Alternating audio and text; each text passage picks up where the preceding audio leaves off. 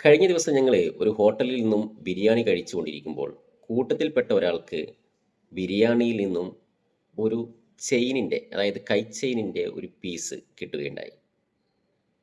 മുതിർന്ന ഒരു വ്യക്തി ആയതുകൊണ്ട് വലിയ കുഴപ്പമില്ലാതെ പോയി. നിങ്ങളൊന്ന് ആലോചിച്ച് നോക്കിയേ, ഇങ്ങനെ ചെറിയ കുട്ടികളൊക്കെ ആണെങ്കിൽ സ്വാഭാവികമായിട്ടും അറിയാതെ വായിലേക്ക് ഇടുകയും വായിൽ അത് തൊണ്ടയിലെത്തി ഗുരുതരമായ പ്രശ്നങ്ങൾക്ക് കാരണമാവുകയും ചെയ്യും. ഭക്ഷ്യസുരക്ഷയുടെ അടിസ്ഥാന തത്വങ്ങളിൽപ്പെട്ട ഒരുപാട് കാര്യങ്ങൾ നാം നിരന്തരമായിട്ട് പറയാറുണ്ട്.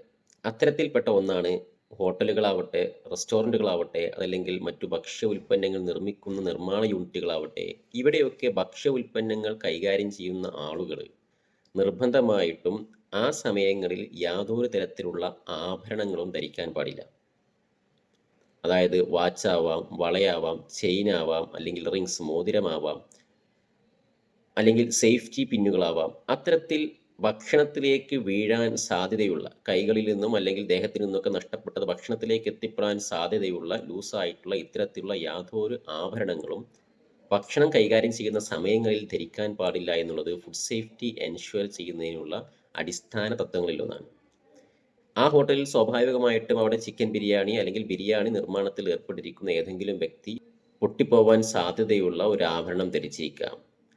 അതുമല്ലെങ്കിൽ അവർ ബിരിയാണി നിർമ്മാണത്തിന് വേണ്ടി ഉപയോഗിക്കുന്ന അരിയാവാം, അല്ലെങ്കിൽ ചിക്കനാവാം, അല്ലെങ്കിൽ വേറെ ഏതെങ്കിലും ഒരു റോ മെറ്റീരിയൽസിൽ ഇത്തരത്തിലുള്ള ഒരു ഘടകം ഉണ്ടായിരിക്കാം.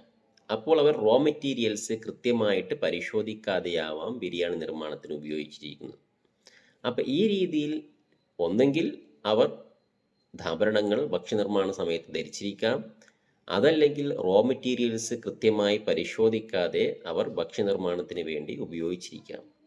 അപ്പോൾ ഏതായാലും അവിടെ രണ്ട് തരത്തിലുള്ള അപാകതകൾ സംഭവിച്ചു. ഒന്ന്, റോ മെറ്റീരിയൽസ് കൃത്യമായിട്ട് പരിശോധിച്ച് ഉറപ്പുവരുത്തിയിട്ട് മാത്രമേ അത് ഭക്ഷ്യനിർമ്മാണത്തിന് ഉപയോഗിക്കാൻ പാടുള്ളൂ. ഫുഡ് സേഫ്റ്റി എൻഷ്വർ ചെയ്യുവാനുള്ള ഏറ്റവും പ്രധാനപ്പെട്ട 5 ഘടകങ്ങളാണ് യൂസ് സേഫ് റോ മെറ്റീരിയൽസ്. സുരക്ഷിതമായ റോ മെറ്റീരിയൽസ് മാത്രം ഉപയോഗിക്കുക. ഇപ്പോൾ ഭക്ഷ്യനിർമ്മാണത്തിന് വേണ്ടി റോ മെറ്റീരിയൽസ് നമ്മൾ അരിയാവട്ടെ, ചിക്കനാവട്ടെ, എന്തുമാവട്ടെ, അത് ഉപയോഗിക്കുമ്പോൾ കൃത്യമായിട്ട് പരിശോധന നടത്തിയിട്ട് അത് സേഫാണെന്ന് ഉറപ്പുവരുത്തിയിട്ട് അതിൽ ഇത്തരത്തിലുള്ള ഫിസിക്കൽ ഹസാർഡ്സ് ഒന്നും ഇല്ല എന്ന് കൂടി ഉറപ്പുവരുത്തിയിട്ട് വേണം ഭക്ഷ്യനിർമ്മാണത്തിന് ഉപയോഗിക്കാൻ. രണ്ടാമത്, അത്തരത്തിൽ ഭക്ഷ്യനിർമ്മാണത്തിന് നിൽക്കുന്ന ആളുകൾ ഒരു കാരണവശാലും ഇത്തരത്തിലുള്ള ആഭരണങ്ങളൊന്നും ധരിച്ചുകൊണ്ട് ഭക്ഷ്യനിർമ്മാണത്തിൽ ഏർപ്പെടാൻ പാടില്ല.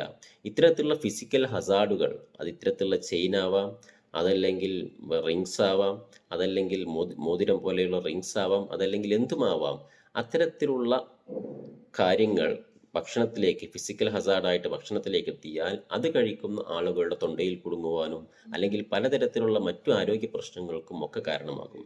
അതുകൊണ്ട് ഭക്ഷ്യസുരക്ഷ ഉറപ്പാക്കാൻ വേണ്ടി ഈ ഒരു കാര്യം പ്രത്യേകം ശ്രദ്ധിക്കണമെന്ന് അഭ്യർത്ഥിക്കുന്നു.